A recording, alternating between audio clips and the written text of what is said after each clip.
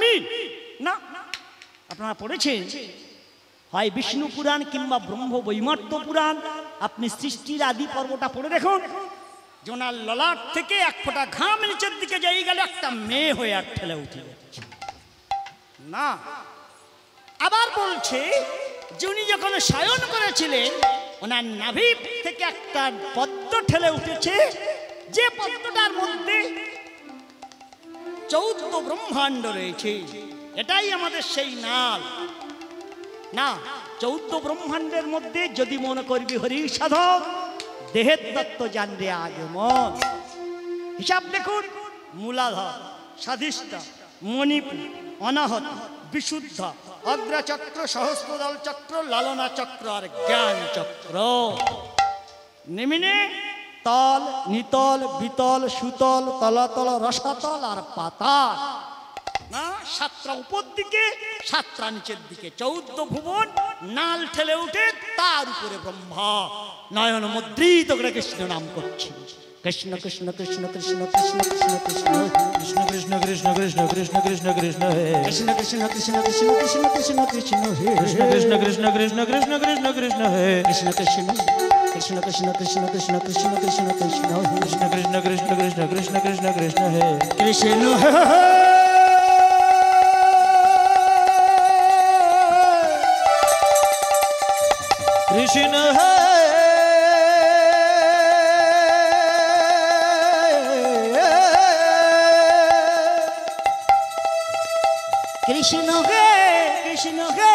হে কৃষ্ণ হে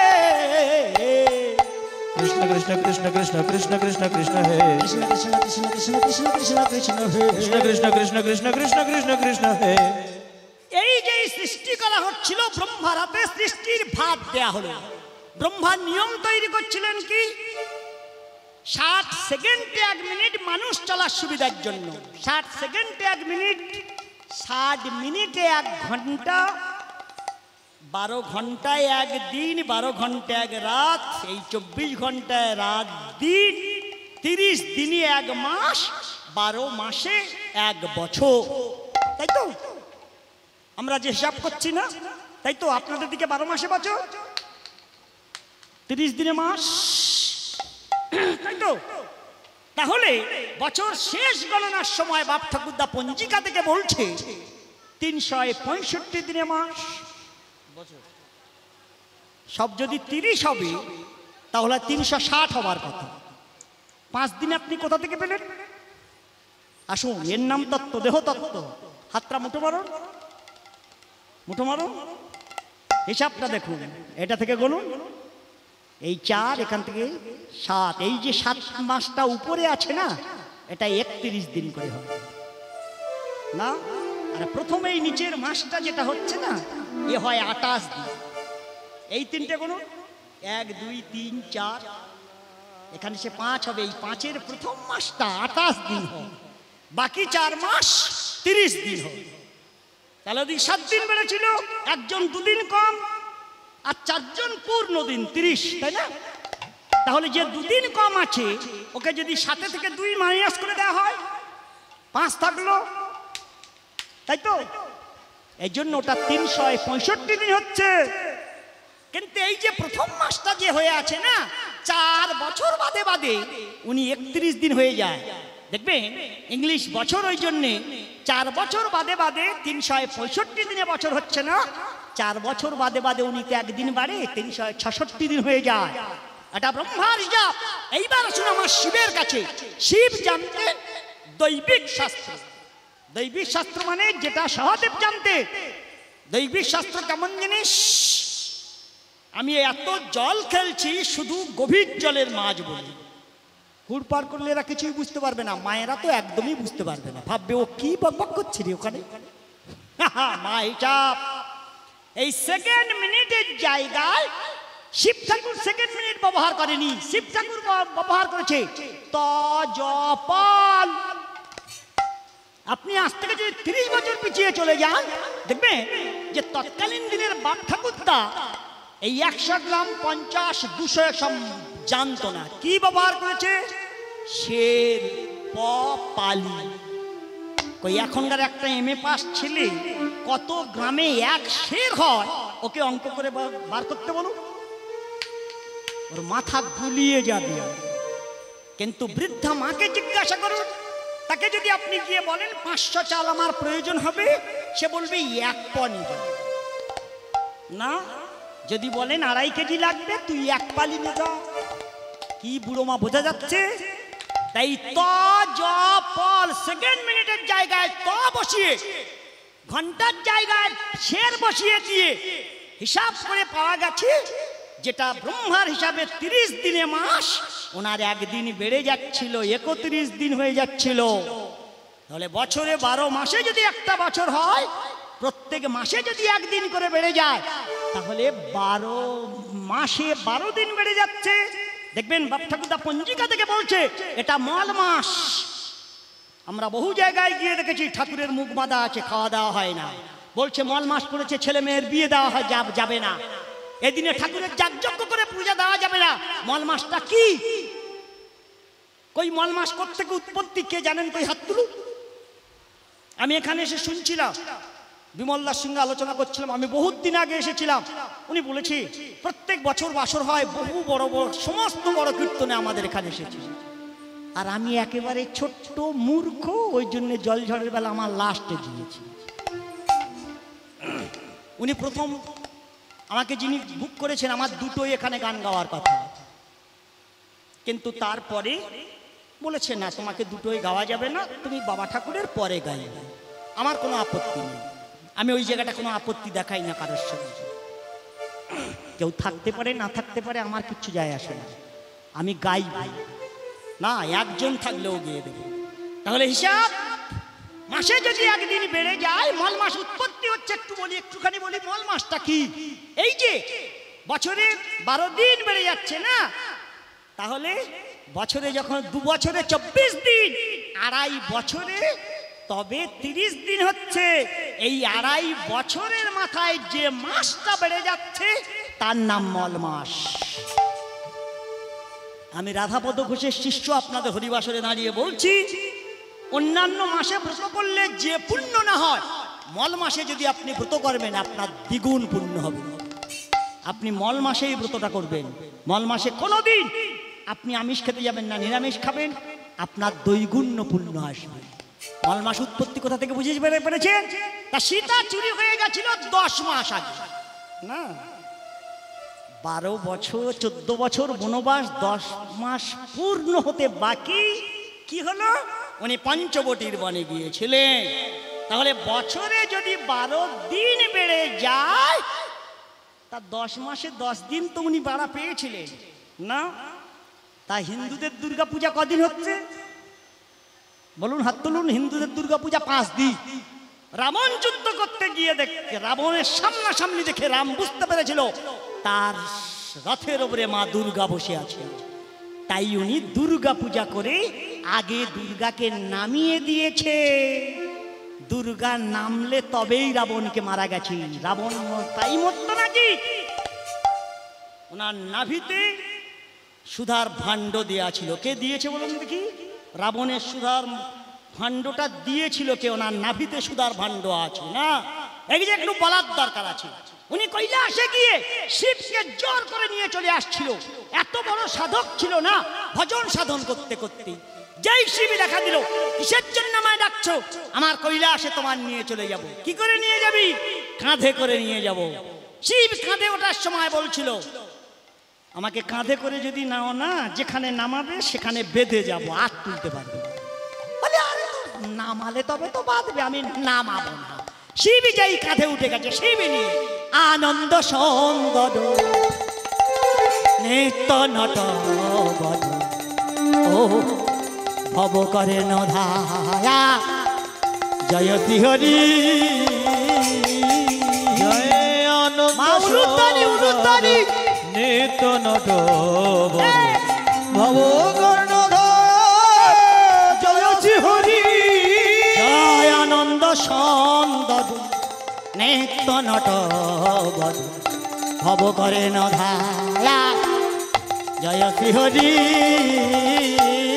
জয় আনন্দ সুন্দর নিত্য নট ভব কর্ণধার জয় শ্রী হরি জয় জয়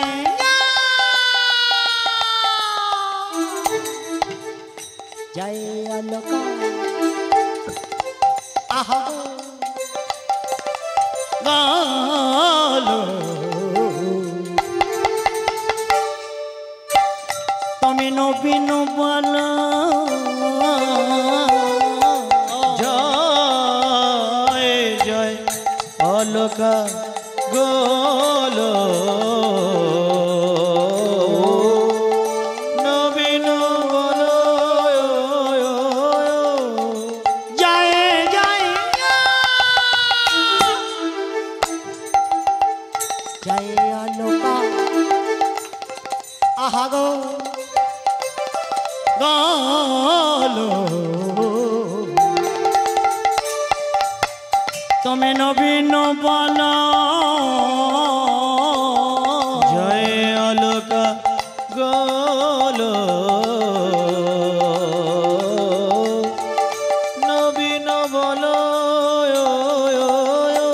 জ্ঞান সমান শশ জয় হে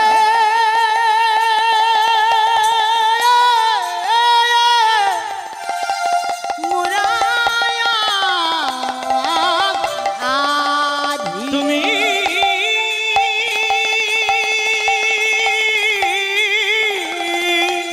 সমন শশ জয় হে মুরারি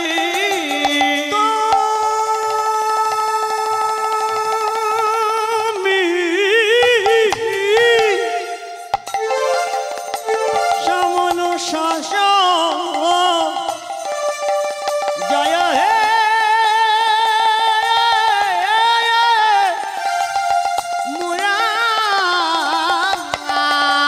তুমি সমন শশ জয় হে মুরারি এভাবে তিনি করিছেন ভজন এভাবে তিনি করিছেন ভজন রাধা কৃষ্ণের গুণগান গাহিতে গাহিতে আনন্দ সুন্দর ভব কর্ণধার জয় শ্রী হরি আনন্দ সুন্দর নিত্য নটবর ভব কর্ণধার জয় শ্রী হরি চোর চোর মায়েরা চোর ঘোড়া চুরি করেছে ঘোড়া চুরি করে বাজারে বিক্রি করতে গেছে তা প্রথম খরিদ্দার ঘোড়া দেখে জিজ্ঞাসা করেছে দাদা ঘোড়ার দাম চোর বলে 10,000 খরিদ্দার বলে এই ঘোড়া 10,000 5,000 হবে তা প্রথম খরিদ্দারে কেউ একদমে মাল দেয় চোর বললেন ঠিক আছে পরে দেখা করো হবে না যেই ঘোড়ার দড়ি ধরে সামনে যেতে যেতে বাজারের মাঝখান পার হয়ে যাচ্ছে বাজারে সেই মাথায় না চোরের উপরের পোস্টের মাল দাঁড়িয়ে আছে চোরের উপরে যে থাকে তার নাম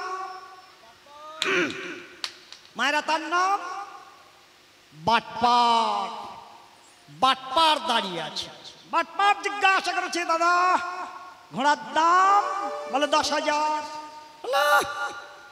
সে তো চোরের উপরের পোস্টের লোক না এই ঘোড়া 10,000 তোর ঘোড়া ছুটতে পারে তোর ঘোড়ার গায়ে তো কিচ্ছু নেই ও তো আমার নিয়ে ছুটতে পারবে না চোরের টেনশন বাড়াচ্ছে চোর বলে কি আমার ঘোড়া তোর নিয়ে ছুটতে পারবে না ঠিক আছে চলে দেখ বাটপার ভাবছিল এটা তো চাইছিলাম একবার দে না দড়িটা আমার কাছে না টেনশন বাড়াচ্ছে বাটপার বাটপার বললে তোর ঘোড়া যদি আমার নিয়ে ছুটতে পারে 10 কেন 15 দেব চোর বললেন আমার ঘোড়া যদি তোমার নিয়ে ছুটতে না পারে বিনি পয়সায় মাল দিয়ে দেব বাটপার তার টেনশন বাড়িয়ে দিয়ে দুজনে তর্ক করতে করতে চোর বললেন এই না ঘোড়া চড়ে দেখ যেই দড়িটা হাতে দিয়েছে বাটপার, সে চোরের সামনে দাঁড়িয়ে, "এই আমার জুতো জোড়াটা রাখ।"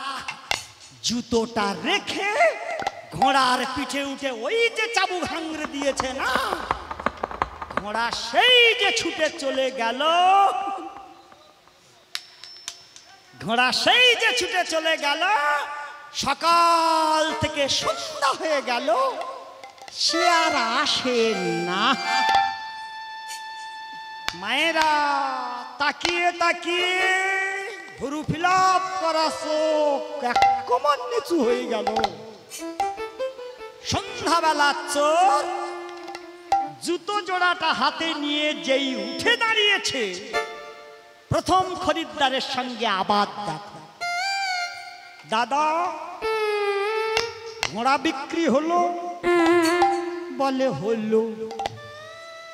"তা কত হলো?" বলে, "যাতে কেনা তাতেই বেচা।" মানে চুরি করা মাল চুরি হই, এই জন্য যাতে কেনা মায়েরা তাতেই বেচা। লাভ? বলে, "এই জুতো জোড়া।" শালা জুতোটা খুলে রেখে দিয়েছে। মায়েরা, এই ঝলঝলের বেলা লাভ জুতো জোড়া। এই ছেলেরা ডেলিভারি সোজা কর। তাই যেতে যেতে বলছিল না, আস্তে মায়েরা, চোর, আমি এমনিতে কথা বলি না, চোর মানে রাজার রাজত্বে ন্যাবলা চোর, সপ্তাহে 5 দিন চুরি করে 2 দিন জিরায়।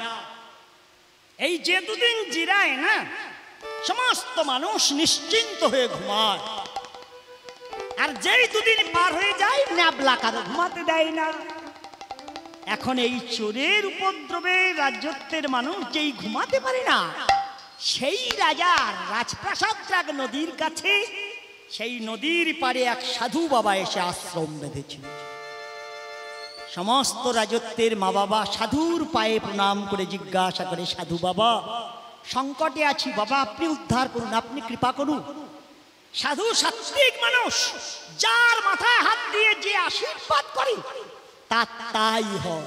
কেউ গিয়ে বলে, "বাবা, মেয়ের বিয়ে দিতে পারছি না, দুঃসময় চলেছে, কি করলে আমার মেয়ে বিয়ে হবে?" সাধু বাবা মাথায় হাত দিয়ে বলে, "কোনো চিন্তা করিস না, আরে সবে তো ভাদ্র মাস, ফাল্গুন মাসে দেখবি তোর মেয়ের বিয়ে হয়ে গেছে।" কেউ বলে, "বাবা, ব্যবসা বাণিজ্য ভালো যাচ্ছে না, মাসকে মাস বৃষ্টি হচ্ছে, বেচা কেনা হচ্ছে না, সামনে দুর্গা পূজা।" সাধু মাথায় হাত দিয়ে বলে, "শান্ত হ বাবা, সব ঠিক হয়ে যাবে, যার মাথায় হাত দিয়ে যে আশীর্বাদ করে তাই হয়।" ন্যাবলা একদিন শুনছিল সাধু যার মাথায় হাত দিয়ে যা বলছে, যে আশীর্বাদ করছে তাই হচ্ছে। ন্যাবলা চোর ভাবলো, কাল সাধু বাবার কাছে যাব, গিয়ে আমি দীক্ষা নেব, চাইব কি সপ্তাহে 5 দিন চুরি করি, 2 দিন জিরাই। এবার সাধু বাবার কাছে দীক্ষা নিয়ে এটাই চাইব, সপ্তাহে সপ্তাহভর চুরি করব, আমি যেন ধরা না পড়ি। চোর মায়েরা, চোরের লক্ষ্য অর্থ, সাধুর লক্ষ্য মোক্ষ না। সাধু সারা দিন মানুষের সঙ্গে কথা বলতে বলতে এই সন্ধ্যা যেই হয়ে গেছে, গ্রামের সমস্ত মা বাবা চলে গেল, সন্ধ্যাবেলা সাধু বাবা পঞ্চপ্রদীপ জেলে নিয়ে রাধা মাধবের সামনে আরতি করছে। চোর গিয়ে নদীর পাড়ে দাঁড়িয়েছে, সাধু বাবা বলে বসেছে, "ভজ মন রাধে গোবিন্দ গোপাল, ভজ মন রাধে গোবিন্দ গোপাল, ভজ মন রাধে গোবিন্দ গোপাল, ভজ মন রাধে গোবিন্দ গোপাল। গিরিবর ধারে কুঞ্জ বিহারে, আহা গিরিবর ধারে কুঞ্জ বিহারে, ব্রজ জীবন নন্দলাল, ভজ মন রাধে গোবিন্দ গোপাল, ভজ মন রাধে গোবিন্দ গোপাল, গোপ কিশোর গোপীচিত চর আহা গোপ কিশোর গোপীচিত চোর যে নটবর বড় জোড়া খাল হে মুরলি বাজাবে ধবলি চড়াবে মুরলি বাজাবে ধবলি চড়াবে মুরলি বাজাবে মুরলি বাজাবে মুরলী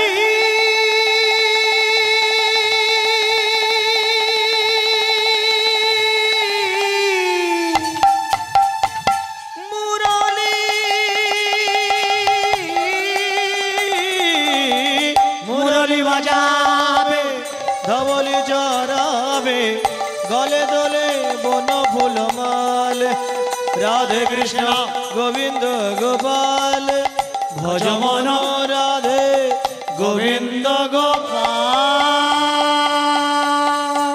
ভজ মন রাধে গোবিন্দ গোপাল ভজ ভজমন রাধে গোবিন্দ গোপাল দ্বারকারীশ জয় জয় রেশ অদারকারেশ জয় জয় হরেশ জয় জয় দেবকী দুলাল হে ভুবর হারে জয় কংসারি দুষ্কৃত বিনাশ ভাজাল হে যোগী জন দুর্লভ জয় রাধা বল্লভ যোগী জন দুর্লভ জয় রাধা বল্লভ রাধিকা প্রেমে মাতয়াল হে কৃষ্ণ দাস কহে মোরে কৃপা কিজিয়ে কৃষ্ণ দাস কহে কৃষ্ণ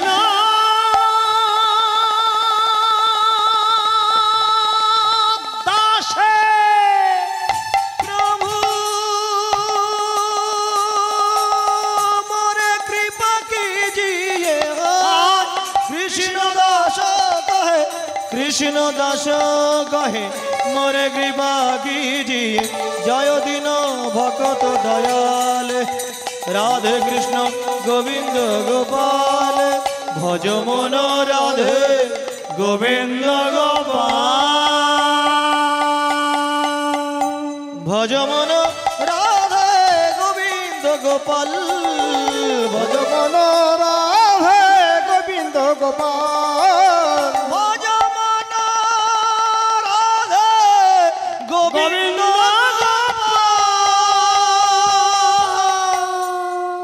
ভজ মন রাধে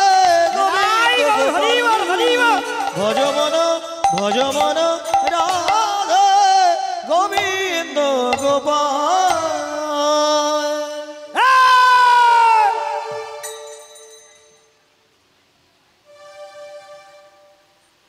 কে তুই? বলে আমি চোর।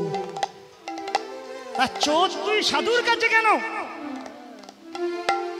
এইবার চোরের সাহস হয়েছে। চোর ছুটে গিয়ে সাধুর পা জড়িয়ে ধরে বলছিল, আমি আপনার কাছে দীক্ষা নেব, আপনি আমায় দীক্ষা দেবেন। সাধু বললেন, সাধু চোরের দীক্ষা দেয়? জাদু কেন দেবেন না? রাজত্বের সমস্ত মানুষকে আপনি দীক্ষা দিচ্ছেন, তাই আমি আপনার কাছে দীক্ষা নেব এবং আপনি শুধু গুরু হবেন না, আমি আপনার কাছে চাইব। সাধু জিজ্ঞাসা করলেন, তুই কি চাইবি? চোর বললেন, সপ্তাহে 5 দিন চুরি করি, 2 দিন জিরাই। এইবার আপনি আমার দীক্ষা দিয়ে আশীর্বাদ করবেন, সপ্তাহ ভোর চুরি করব, আমি যেন ধরা না।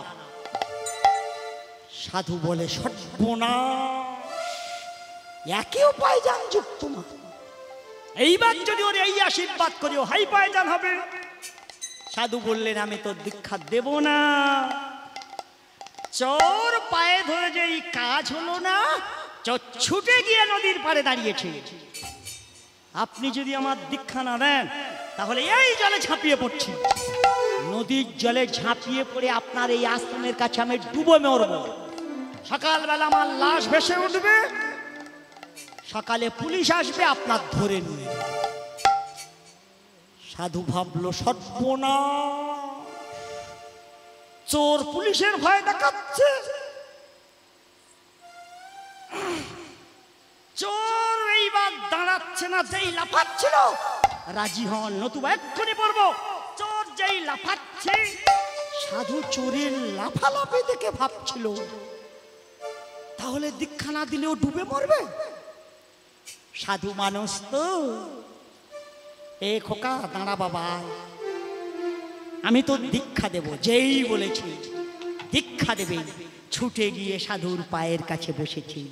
যা নদীর জলে থেকে ডুব দিয়া। সন্ধ্যাবেলা চোর নদীতে ডুব দিয়ে সাধুর পায়ের কাছে বসেছি। সাধু তার কাছে বসিয়ে বলছিল, আমি তোকে দীক্ষাও দেব, আশীর্বাদও করব, তবে আমার সঙ্গে তোকে একটা কথা দিতে হবে। চোর কিনা বলো।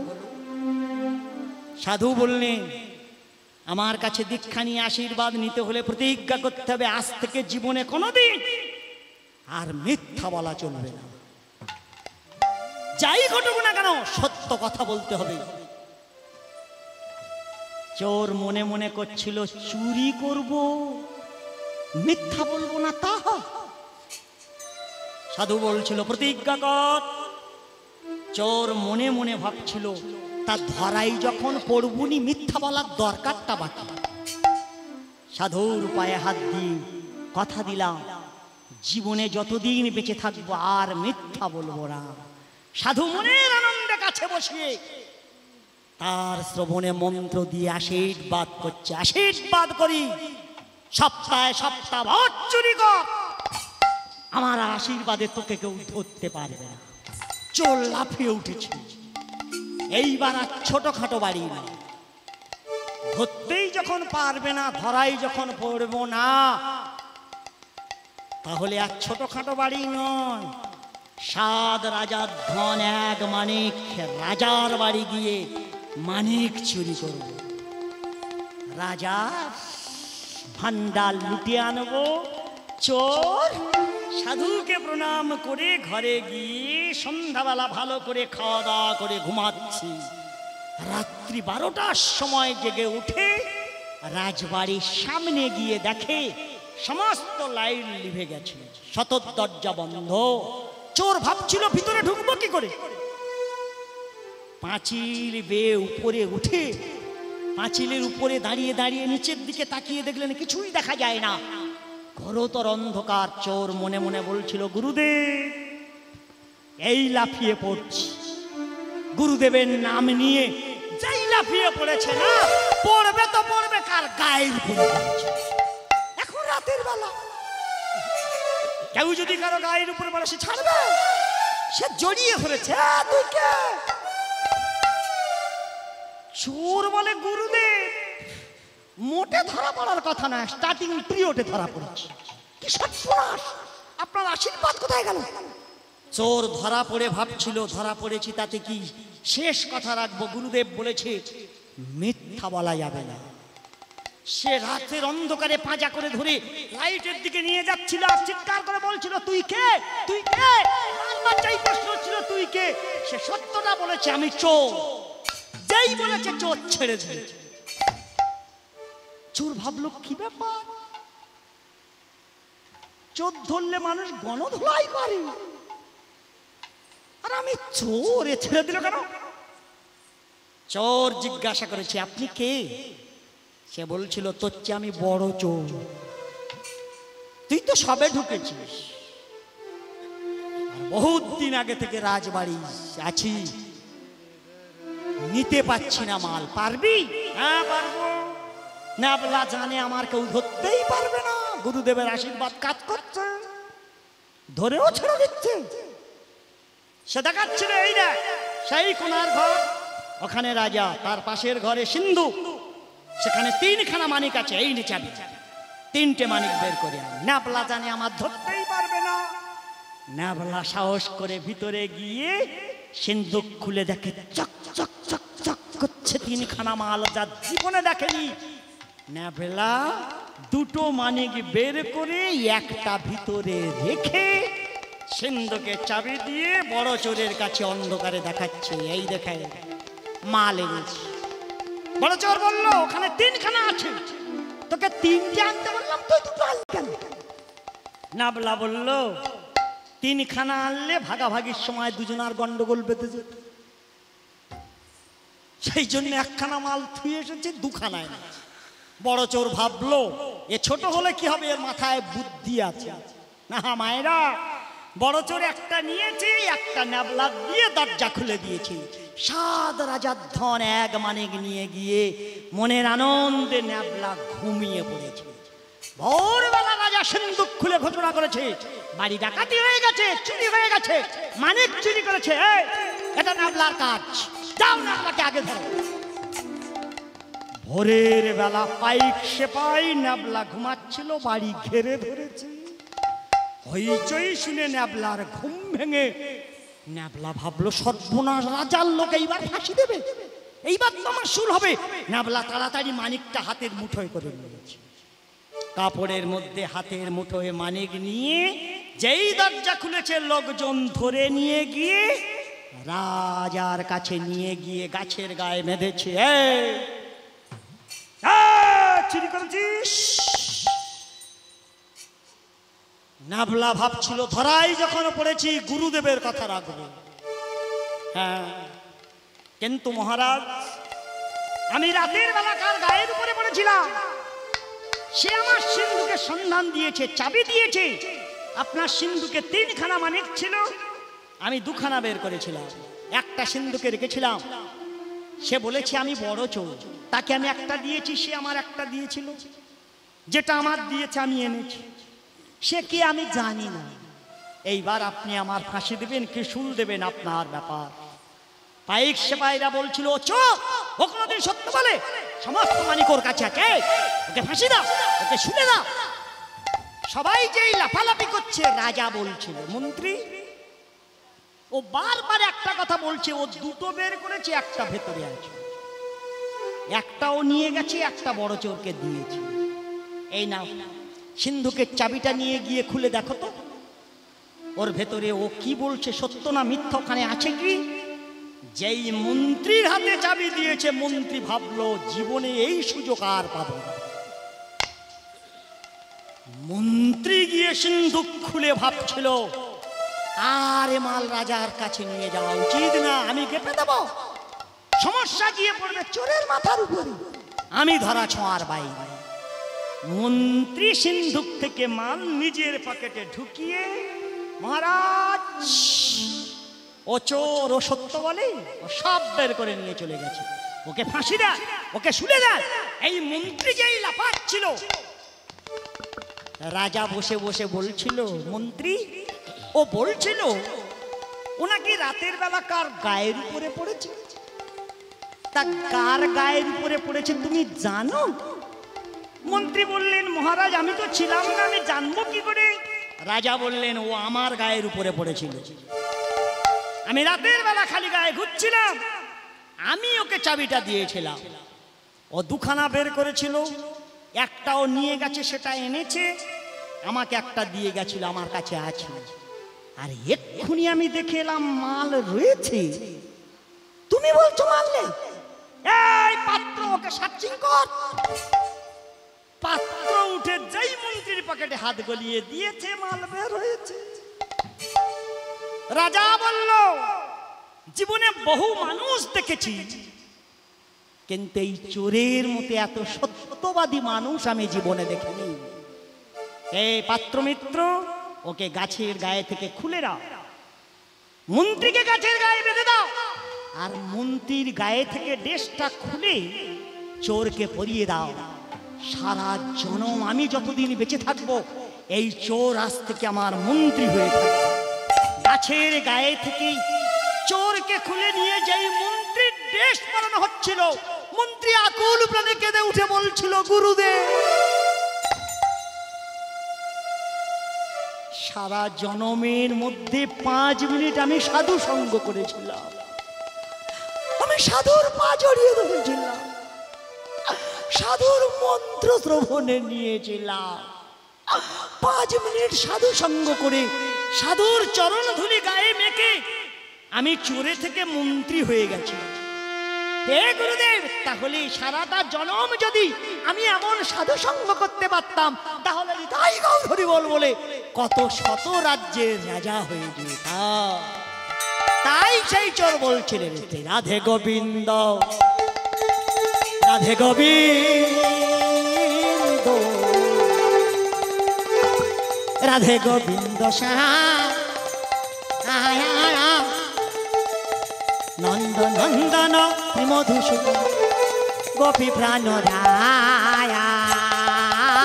রাধে গোবিন্দ মায়েরা উলুধ্বনি উলুধ্বনি। রাধে গোবিন্দ শ্যাম নন্দ নন্দন শ্রী মধুসূদন গোপী প্রাণ শ্রী রাধে গোবিন্দ রাধে গোবিন্দ রাধে গোবিন্দ নন্দ নন্দন শ্রী মধুসূদন গোপী প্রাণ রায়া। রাধে গোবিন্দ রাধে গোবিন্দ রাধে গোবিন্দ শ্যাম নন্দ নন্দন শ্রী মধুসূদন গোপী প্রাণ বেনুধারী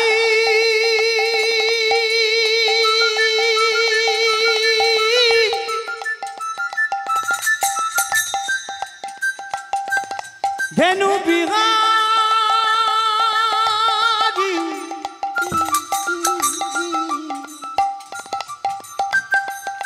ওগো তুমি বৃন্দাব বনধারী। তুমি বেনুধারী ধেনু বিহারী বৃন্দাবন বেনুনা বেনুধা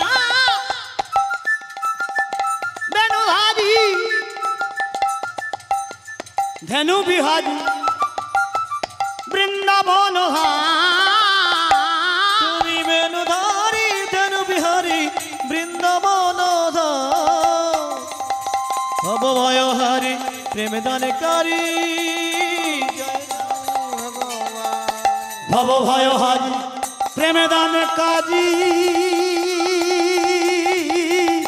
জয় জয় ভগবান ভবভয়হারী প্রেম দানকারী জয় জয় ভগবান শ্রী গোবিন্দ রাধে গোবিন্দ রাধে গোবিন্দ শ্যাম নন্দ নন্দন শ্রী মধুসূদন গোপী প্রাণ নায়া। মা একটা ঘোষণা করব, সমস্ত ভক্তের জন্য আমাদের এখানে সেবার ব্যবস্থা আছে, আপনারা সবাই সেবা পাবেন। সেই সঙ্গে এইটুকু বলবো যে আমি নেমে গিয়ে সবাই একসঙ্গে সেবা পাবো। আমি আর বেশিক্ষণ গাইব না, কেমন নাকি? মা আগে খাবেন? আজকে আর খাওয়া দাওয়ার কথা বলবো না, কারণ আমি খুব ভ্যাঁকাতি, বললে এক্ষুনি খুব মুশকিল। আজকের আর মুশকিলটা যাব না, চলুন যাই। সাধনা করে শিবকে যেই কাঁধে নিচ্ছিলেন না, শিব যেই কাঁধে উঠে বলছিলেন যেখানে নামাবে সেখানে আমি বেঁধে যাব, রাবণ বললেন নামাবো না, কৈলাস থেকে কাঁধে করে তোমায় নিয়ে গিয়ে লঙ্কাতে নামাবো। যেই কাঁধে উঠে শিব চড়ে বসেছে, দুর্গা এসে দেখে বলল, উমা এ তুমি কোথায় যাচ্ছ? গাঁজা খায় তো, নেশার মাথায় কাঁধে উঠে বসেছে বুড়ো বয়সে। এ তুমি ছেলেদের মতো কাঁধে উঠছো কেন? তুমি কোথায় যাচ্ছ? বলে লঙ্কায় চলে যাচ্ছি। তা তুমি চলে গেলে ছেলে মেয়ে আমাদের অবস্থা? বলে আমি জানি না, সংসার আর করবো না, ওর কাঁধে উঠেছে এইবার চড়ে বেড়াবো। কি সর্বনাশ! মা দুর্গা ভাবলো সর্বনাশ, তো গাঁজা খাওয়া বেড়ে গেছি, নতুবা সংসার ছেড়ে স্ত্রী পুত্র ছেড়ে দিয়ে কেউ এখন কোনো কথাই যেই শুনতে চাইছিল না, রাবণ যেই কাঁধে করে নিয়ে চলে যাচ্ছিল, মা দুর্গা আকুল প্রাণে কাঁদতে কাঁদতে নারায়ণকে ডেকে বসেছে, কৃষ্ণকে ডেকেছে, কৃষ্ণ হে ভগবান তুমি কোথাও? ভক্তের আকুল ক্রন্দনে ভগবান যেই সামনে দাঁড়ালো, মা তুমি কাঁদছো কেন গো? ওই দেখি আমার স্বামীকে নিয়ে চলে যাচ্ছে, আর আমার স্বামী তো নেশা করে, ও বুঝতে পারছে না, ও বলছে ও চলে যাচ্ছে, আমাদের দায় ও আর নাকি নেবে না। মা দুর্গা যেই কাঁদছিলেন, ভগবান বলছিল মা কেঁদো না, এক কাজ করো, তুমি এখানে না কান্নাকাটি না করে তুমি একটা কলসি হও। মা দুর্গা দাঁড়িয়ে থাকতে থাকতে কলসি হয়েছে।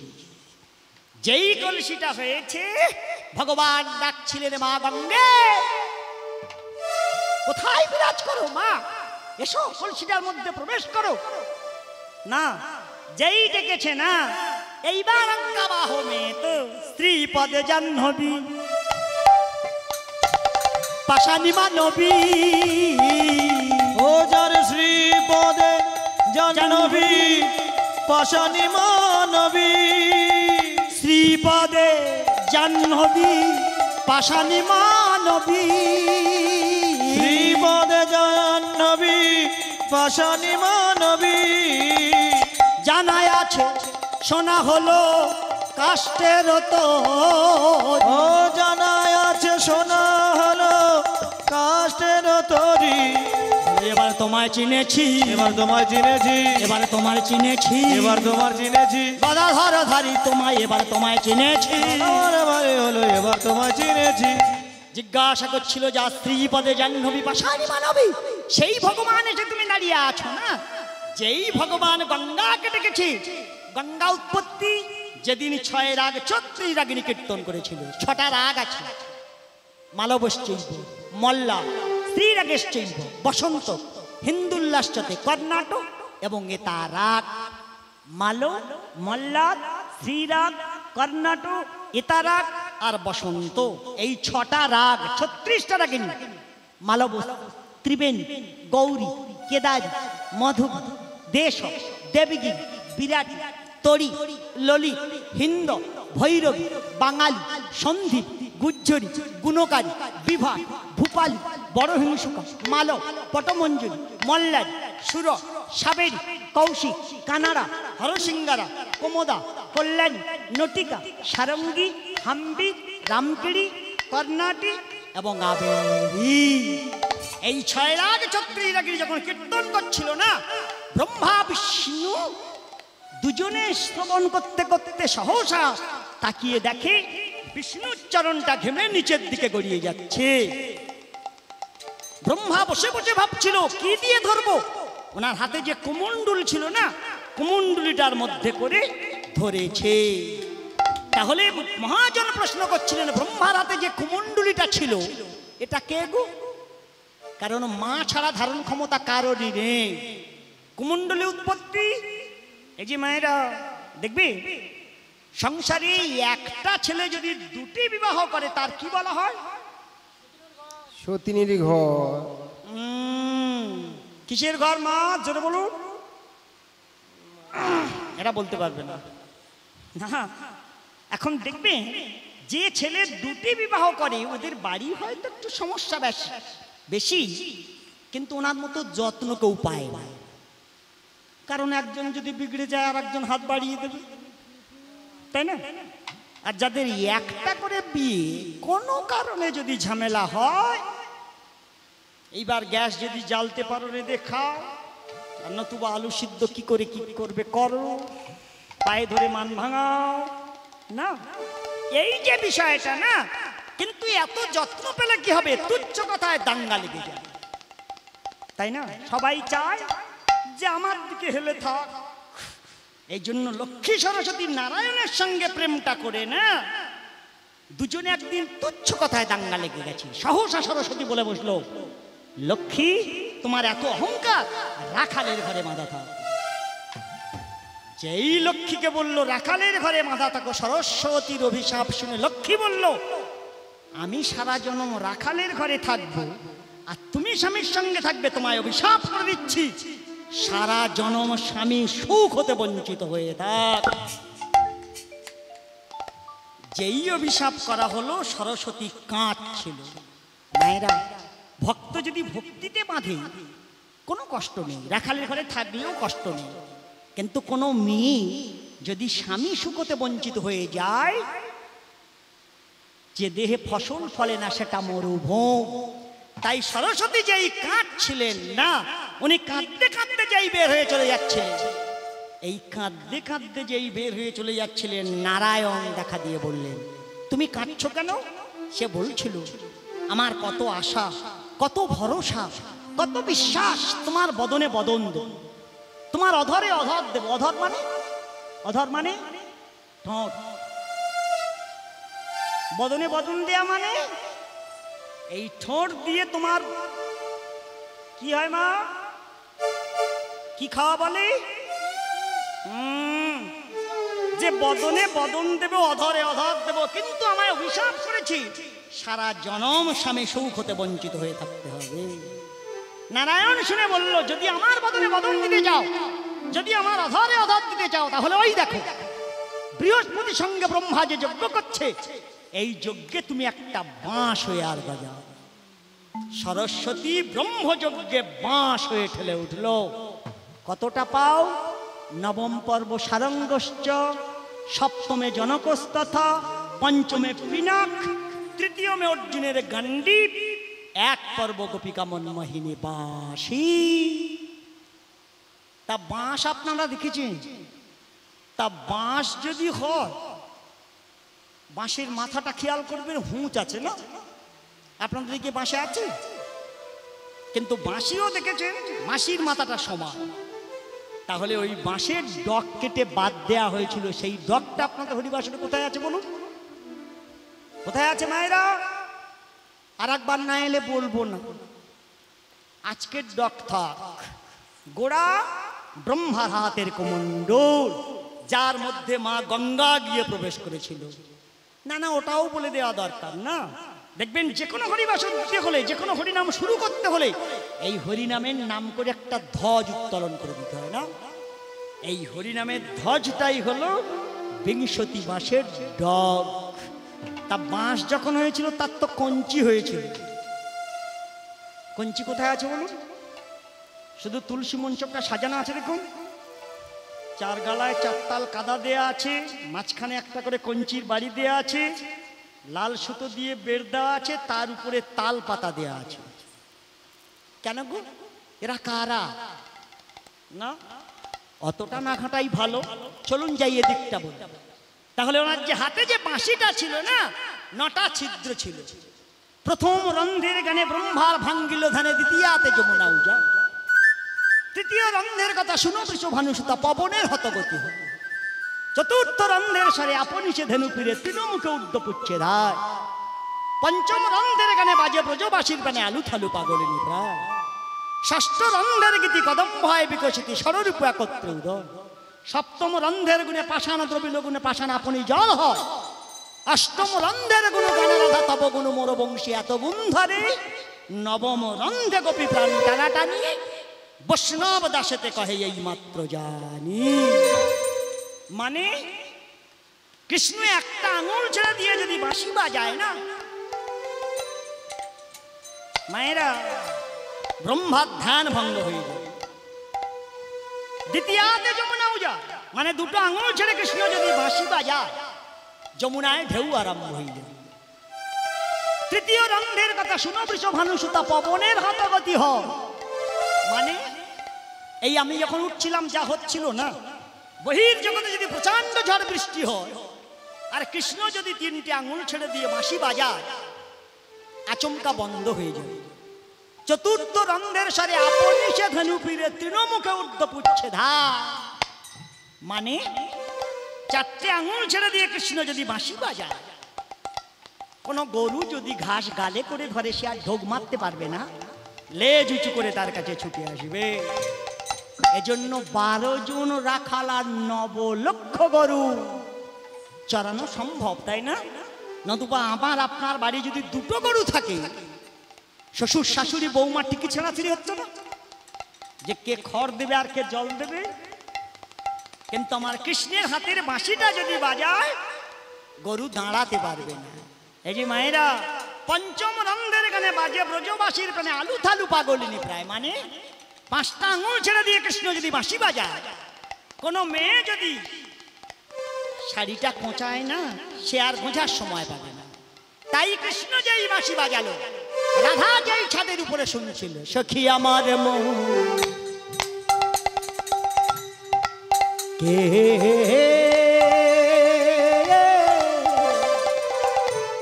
কে বায়া, আহা হরে নীল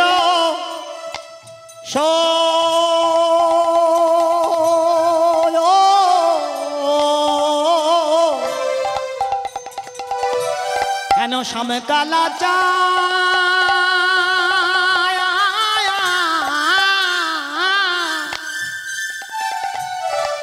অগতা বাঁশি সখী আমার মন কে বায়া ধরে নিল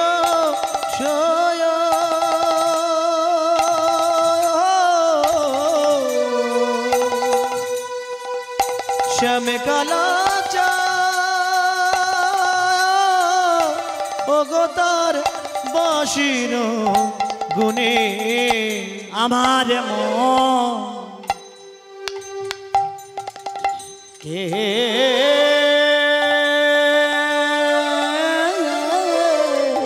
কে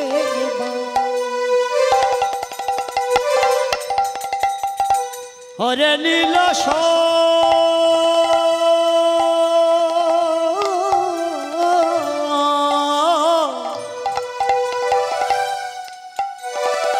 হেন শ্যাম কালা চা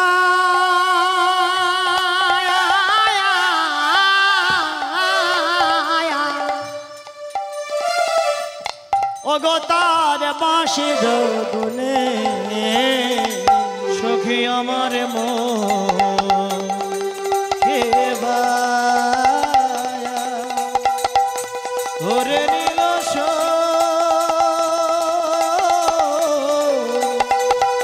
শ্যামে কালা চা অগতার বাঁশির গুনে আ আ আরে কলে সে কাকে যখন আমি জলে ভরিতে যা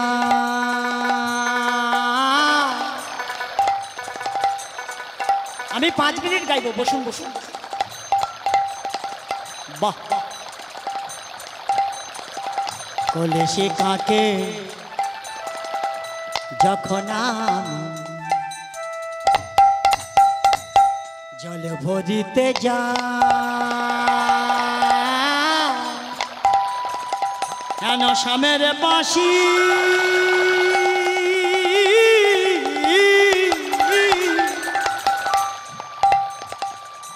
বাজল তখন কাছে এসোরা কলসিটাকে যখন আমি জল ভরিতে যাই শ্যামের বাঁশি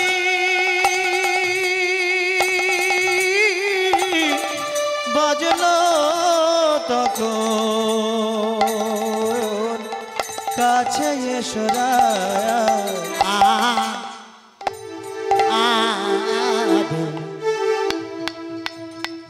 কলে সে কাকে যখন আমি জলে ভরিতে যা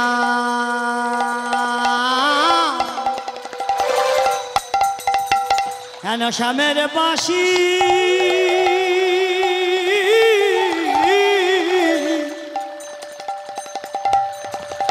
আহা বাজল তখন কাছে এসোরা কলসিকাকে যখন আমি জল ভরিতে যাই শ্যামের বাঁশি বাজল যখন কাছে এসো রায় আমার যাতে কুল মা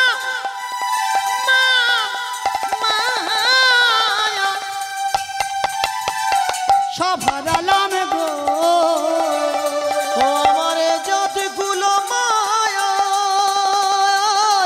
সব হারালাম গো হেন কৃষ্ণ রূপে নয়ন ওই না কৃষ্ণ রূপে নয়ন দিয়ে কৃষ্ণ রূপে নয়ন দিয়ে আমার মন কেবা ওরে নীল শ্যামে কালা চা ও গো তার বাঁশির গুনে ললিতা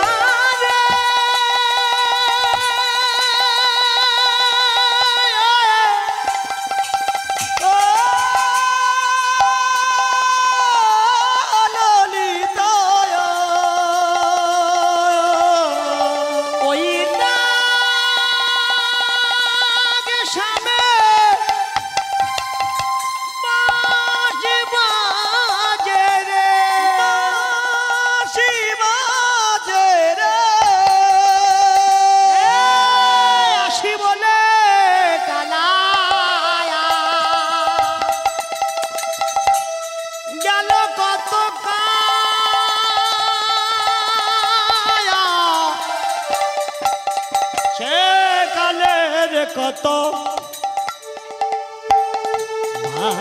বাকি আসি বলে কালায়া গেল কত কাল সে কালের কত বাকি আমার যৌবন সগরে পড়ল যে ভাটা তাহারে কেমন রাখে আমার যৌবনে সাগরে পড়িল যে ভাটা তাহারে কেমনে রাখি আমারে কুল গেল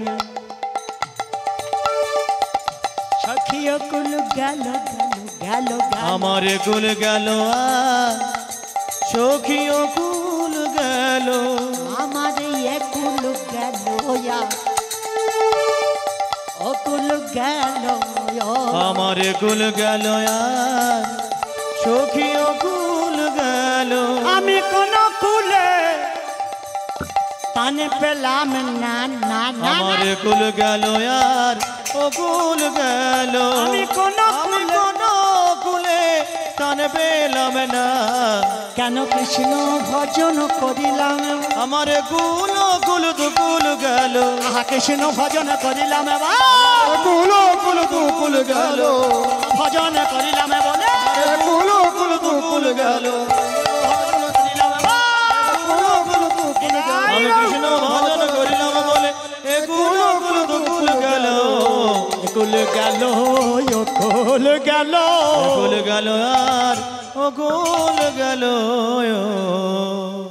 সেহান কলসি যেই দুর্গা হলো গঙ্গা প্রবেশ করলো ছেলে মানুষ বাঁশি বাজে যেতে যেতে যেতে যেতে যেতে রাবণের পিপাসা লাগিয়ে দিল মাথায় জলের কলসি ছেলে মানুষ বাঁশি বাজিয়ে আসছে যেই পিপাসা পেল গভীর জঙ্গলের মধ্যে মা, পিপাসা ওই তো ছেলে মানুষ আসছে ওর মাথায় জলের কলসি ও খোকা তুমি কে গো তোমার মাথায় ওটা কি জলের কলসি আমি তো গরু চড়াই সকাল থেকে সন্ধ্যা পর্যন্ত মাঠে থাকি আমার মা এক কলসি জল দেয় পিপাসা লাগলেই খাই তোমার ওই জল একটু আমায় দেবে হ্যাঁ কেন দেব না জল দান মানে জীবন দান নেন নেন নেন যেই দিয়েছে পিপাসার জল টোটাল গঙ্গা ভেতরে ঢুকেছে তার জল খাওয়া যদি খুব চাপ হয় এইবার কি হবে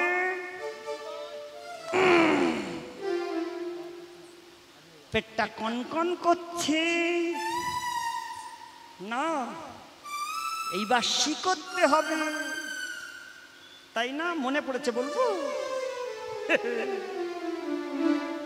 মা কি না ছোট বাচ্চা সঙ্গে নিয়ে হরিনাম শুনতে গেছে, তা প্রথম দল উঠেছে, মা এসে সামনে বসেছে, লাস্ট যত হচ্ছে পিছনে ভিড় জমে গেছে। মা পিছন দিকে তাকিয়ে রেখে বাইরে আর যাওয়া যাচ্ছে না। এমন সময় বাচ্চা বলছে, ও মা আমি হিঁচু করব। এত লোকের মাঝখানে আমি কি করে উঠে যাবো? বাচ্চা কিনা শোনে, সে বলে না। যেই বারবার হিঁচু, মা ছেলের মুখ চেপে ধরে বলে, অমন বলতে নাই, তুমি আমার সোনা ছেলে, ভালো ছেলে, শোনো এবার থেকে ওই কথাটা বলবে না, আমি তো সব জায়গায় যাই, এবার থেকে যখন তোমার ওইটা পাবে না, তুমি আমাকে বলবে হিঁচুর কথা নয়, তুমি বলবে ও মা আমি গান করব, আমি বুঝবো তুমি কি চাইছো। তোমার পাশের লোক শুনে ভাববে তাহলে গান শুনতে সে ছেলেটাও গান জানে, ওর গান গাওয়ার ইচ্ছা হচ্ছে বাচ্চা, কিন্তু আমি তো বুঝবো তুমি কি করবে না। মা ছেলেরে শেখায়, বাবারে বলে না। ছেলে শিখে নিয়েছে যে হিঁচু পেলে বলতে হবে গান করব। ছেলে এইবার যেই 5-7 বছর বয়স, ছেলেবেলা থেকে শুনে আসছি, হঠাৎ একদিন বাপের বাড়ির ফোন, দিদি এক্ষুনি আসো, মায়ের সঙ্গে ঠিক আমাদের মিল মেলাও হচ্ছে না, আমি আলাদা হয়ে যাব, তোমাকে রাতের মধ্যে আসতে হবে, নতুবা আমি বাড়ি ছেড়ে চলে যাব। এক ভাই বোন, তো বোন বলল তোর জামাইবাবু অফিসে আছে, দাঁড়া দাঁড়া আমি লাস্ট ট্রেন ধরে যাচ্ছি, ভোরবেলা চলে আসবো। স্বামী ঘরে আসতে, শোনো তুমি বাচ্চা নিয়ে ঘরে থাকো, আমি বাপের বাড়ি যাচ্ছি, ভোরবেলা চলে আসবো, একটা রাত ছেলে তোমার কাছে থাকবে, পারবে? ভাত রান্না করে রেখেছি, তরকারি চাপা দেওয়া আছে, খেয়ে দিয়ে দুই বাপ। বাবা বললো একদিন ছেলে রাখতে পারবো না, নিশ্চিন্ত হয়ে যাও। মা চলে গেল, মা বাড়ি নাই, বাচ্চা আদর করতে করতে যে বাচ্চা 10টার সময় খাওয়া দাওয়া করে ঘুম পাড়ায়, সেই বাচ্চা সন্ধ্যা 7টার সময় খাইয়ে দিয়ে বাবা গায়ে মাথায় হাত বুলিয়ে ঘুম পাড়িয়ে দিয়েছে। রাত 10টার সময় বাবা খাওয়া দাওয়া করে বাচ্চার পাশে শুয়ে পড়ে যেই ঘুমিয়ে পড়েছে, রাত্রি 1:30টার সময় বাচ্চা জেগে উঠে বলছে, ও বাবা আমি গান করব।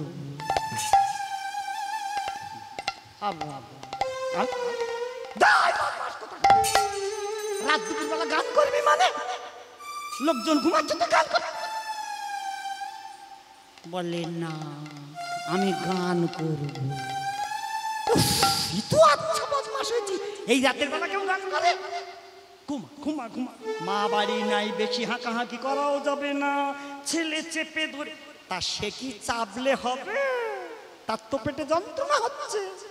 সে বলছেন না, যত্ন মানে না। আমি বাবার প্রচন্ড ঘুম লেগেছে, বাবা ঘুমের পরে বলে, তাই একান্তই যদি তোর গান গাওয়ার ইচ্ছা, ঠিক আছে আমার কানে কানে কর।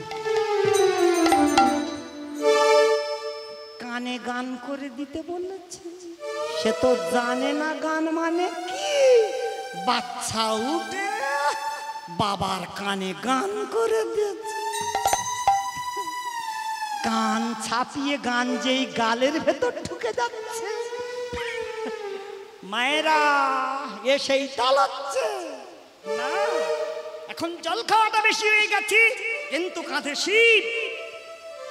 রাবণ বলল, খোকা তুমি আমার এই কাঁধের শিবটা একটু নিতে পারবে? হ্যাঁ, কেন নিতে পারবো না, দান দান দান দান।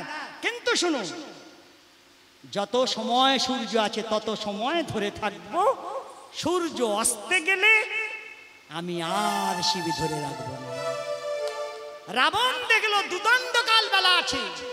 রাবণ ভাবছিল আমার হিচু করতে আর কত সময় লাগবে, দুদণ্ড বেলা লেগে যাবে না। ভগবানের কাঁধের উপরে শিবই চাপিয়ে দিয়ে উনি গাছের আড়ালে যেই হিচু করছিলেন না, ভগবান বলছিল, সূর্য নারায়ণ এইবার আসতে যাও। সে ডাকছিল, এই দেখো এ তোমার কত লেট হচ্ছে। সে বলে, আরে আমার হয়ে গেলে তবে তো যাব না। আর এতটা সময় লেগে গেল, সূর্য যেই অস্তে চলে গেল, শিব নিচে নামিয়ে দেওয়া হলো। যেই শিব নিচে নেমে গেল, ওনার মাইনাস করা হয়ে গেছে। উনি এসে দেখলেন শিব নিচে নেমে গেছে। শিব তুমি ওঠো। শিব বলল না, আমি কথা দিয়েছিলাম আমাকে নামালে আমি বেঁধে যাব। এই কৈলাস থেকে প্রথম শিব এসে যে জায়গায় নামলো, সেই জায়গার নাম দেয়া হলো বদরিকাশ্রম। না, এখানে শিব নামার কারণ, সতী যখন দেহ ত্যাগ করছিল না, এই জায়গায় সতীর হৃদপিণ্ড পড়েছিল, তাই শিব আর অন্য জায়গায় বেঁধে গেল না, সতীর হৃদপিণ্ডের কাছে এসে বেঁধে গেল। সেহান কৃষ্ণ গরু নিয়ে যেই বাড়ি চলে যাচ্ছিল, নন্দ দুলাল বাছা যশোদা দুলাল রে, নন্দ দুলাল বাছা যশোদা মায়েরা উলুধ্বনি, উলুধ্বনি। নন্দ দুলাল বাছা যশোদা দুলাল, নন্দ দুলাল বাছা যশোদা দুলাল। এতক্ষণে মাঠে থাকে তার ছোঁয়া, এতক্ষণে মাঠে থাকে তাহার যাওয়া। নন্দ দুলাল বাছা যশোদা দুলাল রে, নন্দ দুলাল বাছা যশোদা দুলাল। রম্ভা ফলে ঘৃত প্রদীপ পুষ্প রচিত থালি, রম্ভা ফলে ঘৃত প্রদীপ পুষ্প রচিত থালি। কেন রম্ভা ফলে ঘৃত প্রদীপ পুষ্প রচিত থালি, রম্ভা ফলে ঘৃত প্রদীপ পুষ্প রচিত থালি। সুন্দরী গণে উলুতে দে ব্রজ বালক করতালি, নন্দ দুলাল বাছা যশোদা দুলাল রে, নন্দ দুলাল বাছা যশোদা দুলাল। মা যশোদারে কোলে কৃষ্ণ মিলন হইল, মা যশোদার কোলে কৃষ্ণ মিলন হইল। কেন মা যশোদারে কোলে কৃষ্ণ মিলন হইল, মা যশোদার কোলে কৃষ্ণ মিলন হইল। নিতাই গৌর প্রেমানন্দে হরি হরি বল। নন্দ দুলাল বাছা যশোদা দুলাল রে, নন্দ দুলাল বাছা যশোদা দুলাল। নায়ক বাবু বাসরে দেখা করুন। রাধে রাধে গোবিন্দ জয়। রাধে রাধে গোবিন্দ।